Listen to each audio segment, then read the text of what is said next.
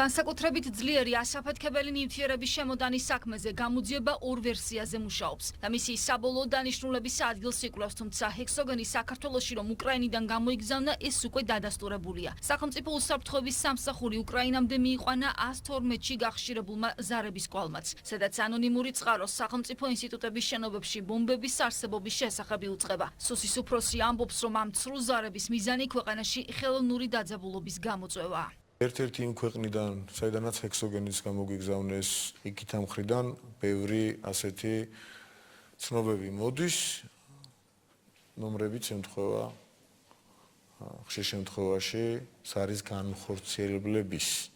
და ეს არ არის შემთხვევითი, ეს კორელაციაშია, ეს ბრმაშია, რაღაც დაძაბულობის მუხტი შემოსატანად. ასეთი სპეცოპერაცია იყო მიხეილ სააკაშვილის შემოყარება საქართველოში.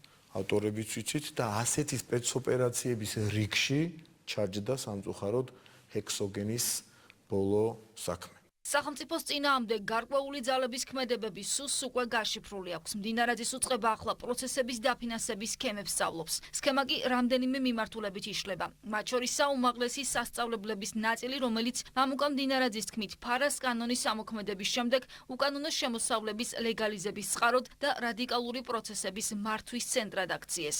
ერთ-ერთ ასეთ გზად შეგვიძლია განვიხილოთ უნივერსიტეტები, საიდანაც შემდეგ არამიზნობრივად იშლება თანხები და საბოლოო ჯამში ჩვენ უმრავლეს და უხშირეს შემთხვევაში ვნახულობთ, რომ ეს თანხები მიემართება რადიკალიზმის დასაფინანსებლად. მაგალითად, ტაილანდიდან ერთ-ერთი ქვეყნის საელჩოს, რომელიც არის ერთ-ერთი მსხვილი დიდი თავისი შტატით, მოცულობით, შენობითაც კი მთელ მსოფლიოში ანტიჩინური მიზნებისათვის დაფინანსებული ადამიანები ყავს საქართველოში და სინამდვილეში ეს თანხა ხმარდება ხელისუფლების წინააღმდეგ მიმართულ რადიკალიზმს. როცა პიარული შეფუთვა ვერ მუშაობს, რადიკალები სამართალდამცველებში მოღალატეებს ეძებენ. ამ უშედეგო ძიების შემდეგ კი მსოფლიოს ხელისუფლებისა და ჩრდილო კავკასიელების გამოგონილ თანამშრომლობას ედებენ. სახელმწიფო უსაფრთხოების სამსახურის უფროსის პასუხი კი ორივე საკითხზე ცალსახაა. ღირსეული ადამიანები ფულზე არ იყიდებიან და საქართველოს სხვების დასაცავიც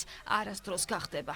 ასეთი განცხადებების უკან დგას კონკრეტული მიზანი. ეს ძალიან გავს იმის ცდილობას, რომ რაღაც ახალი ვერსია შესთავაზონ საზოგადოებას, თუმცა მთელი პასუხისმგებლობით შემიძლია გითხრათ, რომ საქართველოს ქართველები დაიცავენ, თუ დასაცავი იქნება და არავის დახმარება მაშინ არ დაგვჭირდება. სახელმწიფო უსაფრთხოების სამსახურის უფროსის გზავნილებს სრულად იზიარებენ მართულ პოლიტიკურ გუნდშიც. რაც შეეხება სააკაშვილის ოჯახის მიერ მიტაცებულ უნივერსიტეტს, არავის უკვირს, რომ ეს უნივერსიტეტი გამოიყენება ერთ-ერთ პლატფორმად რადიკალიზმის გაღვივებისთვის და გასაგებია, რომ უცხოური წყაროებიდან ფინანსდება ეს ყველაფერი, ეს ქსელი. აქაც რა თქმა უნდა მნიშვნელოვანია პირველ რიგში ის, რომ სახელმწიფო უსაფრთხოების სამსახურმა გაშიფრა ეს ქსელი და რა თქმა უნდა აქაც ამ რადიკალურ გეგმებს არ უწევია განხორციელება.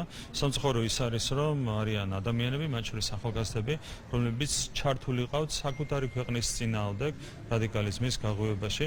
რა თქმა უნდა ეს არის სერიოზული პრობლემა, სერიოზული გამოწვევა, რასაც ჩვენ უნდა დავაპირისპირდეთ. ხელისუფლება კვლავ ყველა საფრთხილებს, ვინც არჩევნების დღეს ან შემდეგ კანონის წინააღმდეგ წასვლას გადაწყვეტს, სახელმწიფოც კანონის ფარგლებში, თუმცა მთელი სიმკაცრით უპასუხებს.